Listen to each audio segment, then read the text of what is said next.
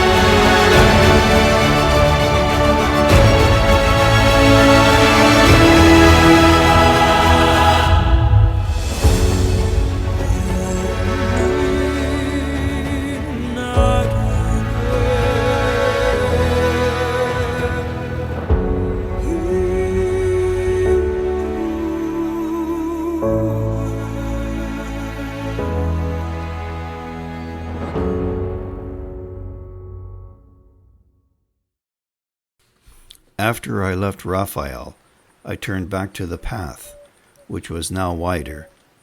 It soon became a road, running along the great river.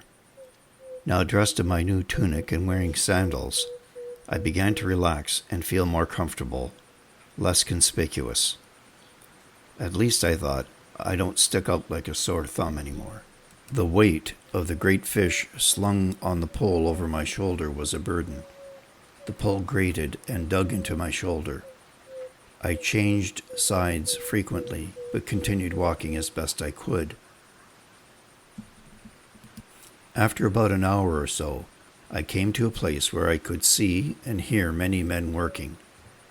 Coming up over a hill of red granite, I saw below me a great quarry cut out of the stone hill. I set down my burden and watched for a time to take a rest. Clouds of dust arose from the workers. The air was filled with the clanking sounds of chisels, picks, and shovels, the ping of iron bars being pounded by metal sledgehammers, the odd shouts of bosses, and the curses and laughter. Teams of workers sung and chanted as they heaved on long ropes attached to enormous cut stone blocks. The teams of workmen were clustered here and there below me, striving in the mid-morning sun, stripped to the waist, their heads shaded by a variety of headgear. I could see granite blocks being cut from a rock face, a series of rectangular holes defining the line along which the great stone block was being worked out of the rock face. It was like one vast assembly line, but instead of machines, there were scores of humans, each engaged at distinct tasks. Some workers were using steel chisels and great hammers to drill holes into the rock. A little distance behind them, another team were inserting iron wedges and splints into the rectangular holes that had been cut. The two splints, made up of two flat metal plates, were placed in the hole and a wedge placed between them. A large muscular fellow was swinging a great metal sledgehammer to direct the force of the wedge horizontally against the sides of the holes, rather than allowing them to be driven into the rock at the bottom of the hole. As I watched, a crew of these men with hammers and wedges were pounding away in unison, chanting as they swung. A foreman was directing them and coordinating the blows. As I watched, a great crack began to appear along the line of the holes at the top of the rock face. Further along, other teams of workmen were inserting steel levers as the great crack formed at the top of the rock face. Huge iron bars were attached to teams of horses and oxen, which pulled up at the traces at the top of the levers, pulling in unison, moving another cut block away from a stone face. Further along, other teams of workers were rolling large blocks of stone along a line of logs and into massive carts. In the distance, an enormous stone block loaded on one of these carts with wooden wheels as tall as a man began to creak its way, pulled by a team of a dozen oxen, to a barge waiting at a wharf at the river.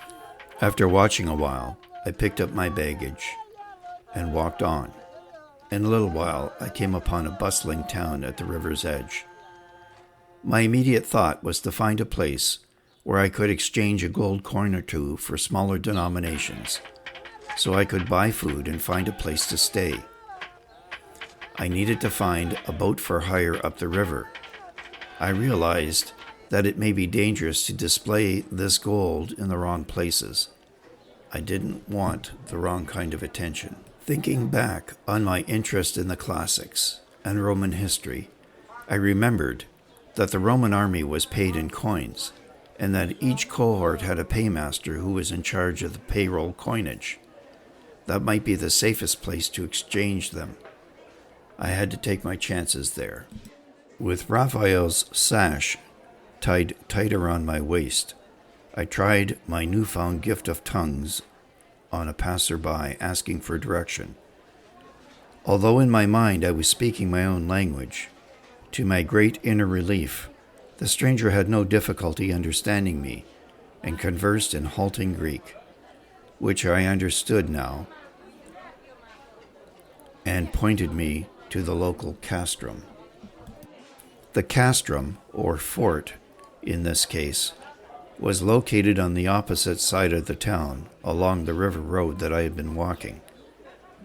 This fort was a permanent, well-constructed structure.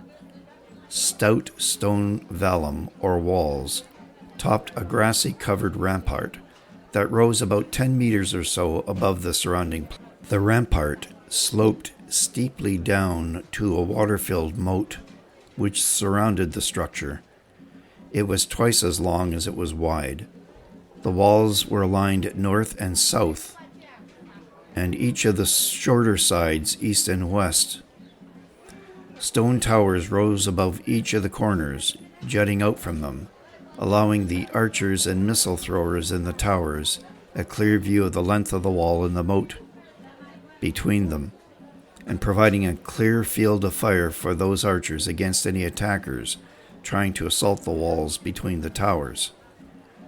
The front gate, the Porta Praetoria, was framed between two more high towers, projecting from the walls, and was crowned with a battlement overtopping the gates.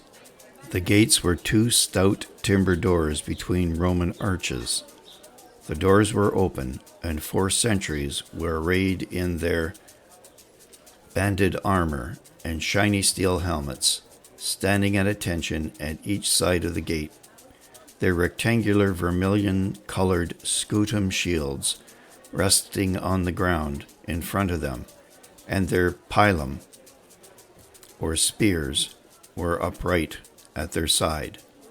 They were very impressive looking. Standing and watching for a while, I realized that this was no backwater place. Trains of large carts piled high with loads of stacked amphorae and large grain-filled wicker baskets, pulled by teams of oxen, their large wooden wheels creaking and squeaking under the loads, snaked along the Via Principalis, the main road leading into the fort. Throngs of merchants in smaller carts are carrying heaps of goods on their back, and long-robed women carrying baskets on their heads streamed to and from the fort in considerable numbers.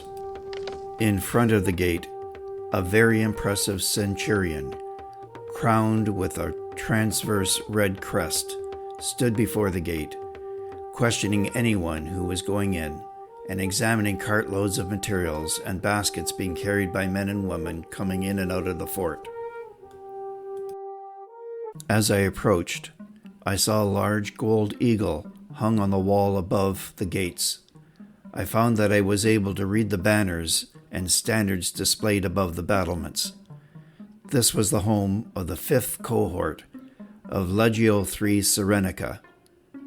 I reasoned that I should seek out the Praefectus Castorum, the commander of the fort, and see if I could persuade him to allow me to exchange some of the money in my cash.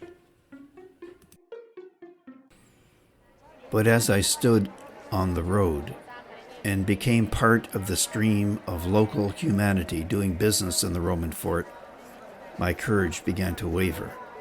That damn fish was heavy enough, and I began to sweat. I had a sick feeling in the pit of my stomach, and I was getting very nervous. This was so utterly different from anything I had done in the past. I don't belong here. I was a doctor, for God's sake, I thought. I began to have an imaginary conversation in my head with Raphael. How could you expect me to play a spy's role? If you are an angel, what could you have been thinking putting me up to this? What would I say?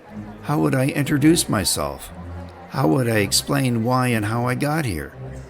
Whoever I speak to will see right through me. I will be arrested and thrown into prison again. What will you do then? Rescue me? Why was I picked for this? Wouldn't someone else from this time and place be better equipped for this mission than me? All of this was running through my head. The line was slowly drawing closer to the gate. Panic arose within me. I would have given up, turned around and walked away, but I realized that it was now too late. That would attract even more attention from the guards, who were now only a short distance from me.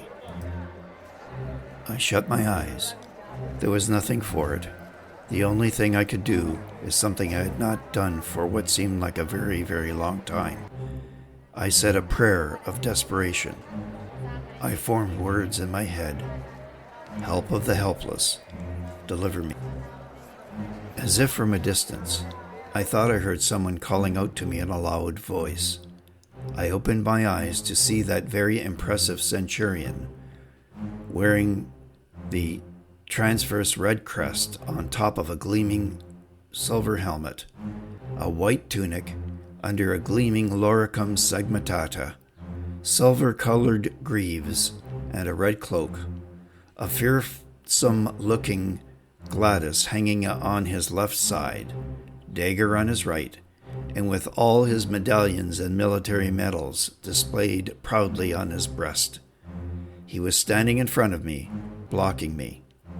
This guy dwarfed me, and he had extended his right arm and hand, clutching a vine staff, poking me in the chest with it. This brought my shuffling to a complete stop, and he had my immediate attention. This fellow, with a fierce, weathered, and scarred face, was barking at me. I focused in on what he was saying, in a command voice, while he looked straight into my eyes. Are you deaf? I said, state your business, he shouted in Latin as he slowly looked me up and down. Then his eyes fixed on the dripping sack slung from the pole over my shoulder. And what do we have here now? He said, poking the vine staff at the sack. With that, the damned fish began to jump and thrash about inside the sack so violently that I had to quickly drop it onto the ground. Searching for something to say, I cast about for an idea. Then it came to me. I am a doctor, a surgeon. I am looking for employment here. I have come to see the Castorum Praefectus. Where can I find? Not so fast. What's in that sack? I caught it in my trip up the river. I thought that your commander, your Tribune, would be interested in it. A gift, you see. I don't think he would be too happy to let this gift go astray, would you? Well, now, that depends. Open the sack. I put the sack on the ground. Crouching down, I untied the leather thongs holding the neck of the sack closed and said, Very well, have a look, but be careful. He shoved the end of the vine staff into the sack, probing it, opening it up. Suddenly, a look of complete surprise flashed across his face as the beast within the sack firmly clasped his staff with its mouth. The Centurion swayed back and forth, issuing a string of curses. He pulled with both hands and struggled to get his vine staff back out of the fish's mouth. After a great tug-of-war, he managed to tear the stick loose. But the effort sent him sprawling backwards, and he fell awkwardly onto his butt. The great head and mouth of the fish was now sticking out of the sack, and began snapping at the Centurion's toes, protruding from his military sandals. At this, the line of merchants, suppliers, and hawkers waiting behind me erupted into laughter. They began shouting encouragement to the great fish. The guards at either side of the gates were convulsed with laughter at the sight of their tough centurion kicking his feet to keep the fish at bay. I saw a skinny, copper-skinned boy about 10 years old, dressed in a ragged, oversized tunic, poke his head and then squeeze through the crowd. He sat down on his haunches, his face brightening with laughter.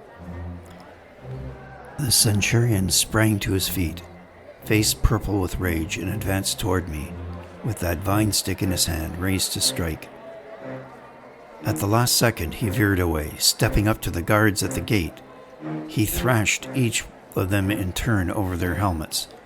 The guards snapped back to attention, eyes front, doing their best to stifle their laughter, but not succeeding very well. They eyed each other and burst again and again into giggles. The crowd behind me now had grown to a sizable assembly, and the Centurion's Keystone Cop-like antics raised the laughter and the guffaws to a higher pitch. The Centurion, who had now recovered his composure, put on his best parade face and now stood again in front of me. He was a stout, powerful fellow and very well built. No doubt he could split me in two or skewer me with that short sword at his side. His right hand grasped at the hilt. "Jester, are we? Funny, you think?" he shouted, his scarred and pock-marked face an inch from mine. I could see him sweating. I could smell his breath. In my head, I asked myself, what next? How am I going to get out of this mess? Then I heard myself say, "I did tell you to be careful. That damned fish is hungry." The crowd again erupted into laughter and began clamping and stamping their feet in delight. The Centurion's face was still thrust into mine. We were nose to nose. But as I looked into his eyes and stood silent, forcing myself to stay calm, the purple rage faded from his face, and I could see him again regain perfect control over his expression. He looked at me silently for a long moment. Then a smile appeared on his rugged face, slight at first, and then broadening to a full friendly smile showing strong white teeth. He raised his face to the sky and began to laugh, a big, deep, roaring guffaw. He slapped his very large hand on my back and gave me a big hug. Turning to the crowd, he said loudly, "By Jupiter, I haven't had such a good laugh in a long time. By the gods, just look at that monster." As if on cue, the monstrous fish began thrashing about, and leaving the sack, began slithering across the road, headed toward the river. Another uproarious round of laughter from the crowd, who had now formed a half circle around us. The copper-skinned boy ran up to the fish, without an ounce of fear, and crouched down on his haunches, wide, dark, liquid eyes looking intently at it. The Centurion took a step forward and placed a sandaled foot on the great fish's back. It immediately calmed down and ceased its movement. The great mouth opened and closed, gulping for air. "My God, I can't believe that thing is still alive," I thought as I stood watching. The Centurion shouted loudly now, in his best command voice, so all could hear. "Well, friends, we've all had a good laugh and some fun at this monster's expense, I think. It'd be a good show in the circus, I'd tell you. Time now to get back to business. Form up a line and let the guards deal with you. Come on now, let's get moving." The crowd melted away and formed a line again headed into the gates. Turning to me, he said, "Not you. You wait here a moment and get that foul creature from the river Styx back into that sack." With that, the Centurion turned towards the gate and said a few words I could not hear to the guards, who had now fully recovered their composure. Obediently, I managed to get the thing back into the sack and tied the thongs tight to close it. The great creature was now still again. I tied the sack to my staff and hefted it back onto my shoulder. I struggled to my feet, feeling the weight of it. The Centurion came back to me, now smiling. "By Serapon, that was a mighty big fellow you got there. How did you catch it?" A friend showed me how. It was some distance up the river, towards the cataract, along the shore, in a hole in a mud bank, by wiggling my fingers. It wasn't fun, I'll tell you." He looked me up and down carefully, and then directly into my eyes. "You don't look like a fisherman to me. You're well dressed. What's a fine young gentleman like you doing a slave's work like fishing?" he said. My mind was racing, but I heard myself say, "No, I'm not a fisherman. I'm a doctor, a surgeon. I heard there might be work in your camp. This was, well, let's say a hobby. I heard you Romans like to eat these kinds of fish. I hear they're a delicacy." "Well, now, that's quite a treasure you have there," he said, rubbing his chin. "That would make a fancy meal at our next feast, I tell you. I can take it off your hands for a few sesterces. Looks like you've carried it a long way." "You have no idea," I replied, sighing. "What's your name, friend?" he said. This is encouraging, I thought. Another dozen thoughts floated through my head in that instant. How stupid could I possibly be? My modern name won't fit here. It's a dead giveaway. Why, oh why didn't I think this thing through before now?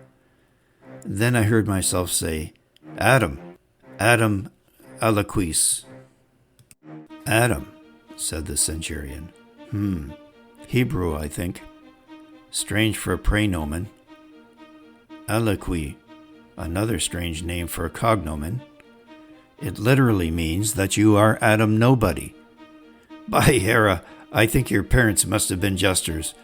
What about your nomen?" My mind raced for a memory of what he was talking about. Praenomen, nomen, now what were these, I thought. Then I remembered. Praenomen was the personal name given to a child. Nomen was the hereditary name. I had to think fast. "Julius," I said, cursing myself in my head for such a stupid response. He's surely going to see right through that. "Adamus Julius Aliquis," the Centurion intoned. Then he said, "Adam Julius Nobody," and he laughed. "So, Adam, what about my proposition? Can we make a deal?" he said now, looking intently at the bundle slung over my shoulder. "Well," I said, thinking fast, "I have a problem. I have it on good authority that your commander has a great interest in this fish.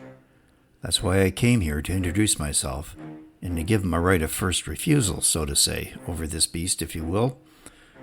Now that everybody's seen what's in the bag, he might not be too happy if his prize were to go astray. But I'll tell you what, if he doesn't want it, it's yours. No charge. Call it a reward for your good sense of humor. I am grateful that you didn't just skewer me with that sword after my fish attacked you." "Well now, seems to me like you drive a hard bargain, but you need me to give you a pass into the fort, don't you?" I caught his drift, and so replied, "Well, of course, my good sir," I said. "I know a quality officer when I see one, and so attentive to your duty. That needs to be properly rewarded. A generous tip, so to speak, for your friendship in return. I'm sure your commander will pay a fair sum for this prize. In return for your friendship and good offices, I will split that reward with you 50-50. What do you say to that?" "Well now, good fellow, That is generous. I agree to your generous proposition. Oh, I mean gift. So let me send one of my men with you to break the good news to the Tribune." With that, he summoned one of the guards, who escorted me closely into the praetorium to see the Tribune. Now I found myself in the praetorium, standing before the Tribune, who was sitting in a curule chair. The guard, who had been sent by the Centurion, stood in back of me to my right. I was beginning to relax a little bit as I realized that the powers that had been given to me to speak and understand their Latin seemed to be working just fine. Even though I thought I was speaking in English, I could hear the Latin words coming out of my mouth, and they appeared to be convincing to those who listened. On a long camp table behind the Tribune, there were stacks and stacks of wax tablets and rolls of papyrus, bearing the tabulations for each day's purchases entering into the fort and payments going out. The Tribune, who by my judgment might have been about 30 years old, was dressed in a simple subarmalus, a padded military tunic worn under his armor, with leather-studded strips attached to the arms and dangling from the torso. He was tall, on the thin side, with black, short-cropped hair and a clean-shaven face. "So, you are a surgeon, but where are your servants? Where are your medicines, your herbs and salves? Where are your forceps, your scalpel and bone drills?" Fortunately, I had an opportunity to think this out while I waited outside the praetorium for him to see me. I was coming up the river in a boat. It capsized just beyond the first cataract, and I was lucky to swim to shore, but all my medicines and my instruments and my servant were lost. "What were you doing up the river beyond the first cataract?" "I was traveling up the river to see my nephew, to make my fortune with him, tending to the peoples in the land of Cush. But I never got there." "Cush! Traveling without an escort? No protection? That is dangerous country. There are no friends of Rome there." "I have found that my medical skills are my protection. Someone is always in need. Unfortunately, I never got there." Strange I never heard any reports about this," the Tribune said calmly. He looked me up and down and then said, "You do look like you could be a surgeon, though." "So where are you intending to go now?" he asked. To Alexandria, unless you are in need of a surgeon here," I said. "No, we are not. We have a surgeon already, and I have no funds for another. You might be right about Alexandria. There's always need of a good surgeon in the army or navy there. Where you do get there, go to the legionary prefecture. By the gods, I've seen more than one good man lay low by quackery and incompetent medical treatment. You might also think about going to the circus or the gladiator schools. They also need good physicians." I still wasn't sure that this fellow was buying my story. "What's in that filthy sack you've brought into my praetorium?" he asked. "You haven't heard?" I asked. "It caused quite a stir at the gates," I said as I put my burden down. "Of course I've heard, but I want you to tell me carefully what you have in that sack and where you got it from." I pulled at the thongs holding the sack closed and untied them. Then I upended the bag, and the great fish, still wet and still very much alive, slithered out onto the floor. On cue, it began thrashing about again. I was beginning to admire its fortitude. "By Hades!" exclaimed the Tribune, his eyes widening. "It really is enormous." He jumped out of the chair and inspected the beast. I understand you fellows from Italia find that this kind of fish is a delicacy when properly prepared. I said, recalling what Raphael told me. Well, that creature is a treasure to be sure, he said admiringly. Then I freely give it to you in exchange for some help, I said. The Tribune rubbed his chin. He looked at me intently. What kind of help? He said suspiciously. Exchange some coins for me at a fair rate and give me a good recommendation for an inn and a place to eat, and tell me how I go about hiring a boat to go downriver to Alexandria. Ha! You drive a hard bargain, he replied. After all, here you present yourself as a surgeon without medicines, salves, and surgical instruments, no servant, with a story that you've lost them all. Forgive me for being suspicious, and in my suspicious mood, what's to prevent me from selling you to the slave dealers and confiscating this magnificent fish? He said, looking at me with a sly grin on his face. He looked into my eyes intently. So where are you really from?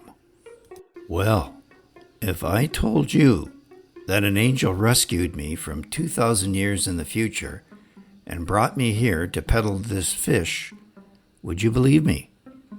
I thought I had little to use by making a joke. The Tribune threw back his head and gave a hearty laugh. Well, you are a cheeky fellow. What kind of an imagination comes up with a story like that? Are you a storyteller? I was getting more uncomfortable with this turn of the conversation. I really hadn't thought about my cover story through. What kind of a spy would I make? My mind started racing, but I struggled to look outwardly unfazed. Where do I say I'm from? Then my memory went back to my student days, when I spent a summer backpacking around Italy. I remembered visiting Pompeii. I just thought you might find that amusing. Really, I'm from Pompeii, I heard myself say.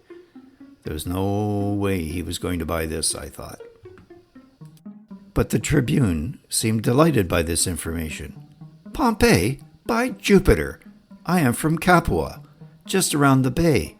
My family has a villa in Heraclium. Back in my salad days, me and my mates spent lots of time in Pompeii. Tell me now, and be honest, what's your favorite taberna there? He said excitedly. Man, oh man, I thought to myself, growing even more alarmed. I struggled to remain in eye contact and not betray my churning stomach as my mind started racing again.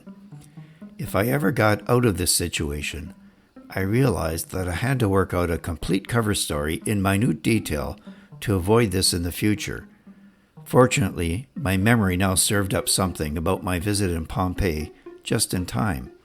So I replied with a level, matter-of-fact voice. Assalinus Tabernia. Whoa, explained the Tribune. Well, you are a naughty one. Yes, in the past with my mates, we liked to visit those little rooms behind the wine shop and those revealing pictures on the walls and experience many of the inventive pleasures that were said to be there. I laughed. The Tribune slapped his knee and let out a loud guffaw. By the gods, he laughs. What are the chances? I spent many a merry night there myself in that place. Now the Tribune was smiling. I thought it was now time to introduce the question of the money changing. I reached into my purse and took out 2 gold coins stamped with the head of Julius Caesar. I passed them to the Tribune. I need a favor. In return for this fish, can you give me a fair exchange on these gold aureas? Inwardly, I held my breath. The Tribune took in hand the gold aureas and looked at them intently. Looking up to me, he said, Where did you get these from? These are old. Here at last was one spot where I had thought my story through. My father was a veteran, a centurion of the 4th cohort of Legio X Equestrius. This is part of the donative given by Caesar on my father's discharge. Years later, when I left Rome to be trained in the Greek school of medicine at Neapolis, My father gave me these coins. I have kept them ever since, but now I have need of funds to repurchase instruments and medicines and buy my passage to Alexandria to take up my practice. Can you help me?" I was still very nervous at this point, because who knows what this fellow would do. He doesn't know me and I don't know him. He could easily arrange for my disappearance and take all my coins. But I had to start somewhere, and I felt I had no choice but to trust a little. The Tribune nodded. "You are wise to come here." The Tribune walked to the door of his office and ordered the Tessarius, the guard commander, to summon the signifier on duty and to bring the payrolls with him. The signifier, the cohort's standard-bearer, appeared, bearing a box, which, when opened, revealed a roll of coins of various denominations, and scrolls of paper and quill pens. The Tribune instructed him to exchange the gold aureas at the usual exchange rate. When this was done, he saluted and left. "About that fish," he said, "I'm going to ask you to do me a favor. Do your best to keep it alive while you take your trip up the river. When you get to Alexandria, go see the prefect. I will give you a written safe conduct, which should ensure that nobody will bother you along the way. When you see the prefect, mention my name, give him my compliments, and tell him the fish is a gift from me." "I'd be happy to oblige," I nodded, "and I thank you for your honesty. In the meantime, I would like to give you another small gift of a few denarii. You can use it for a good hot meal or to visit the baths or have some fun at the local taberna."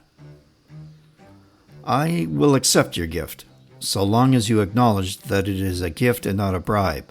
I will donate it to the officers' mess. But I have another favor to ask." "Say no more," I replied. "I would be very happy to oblige."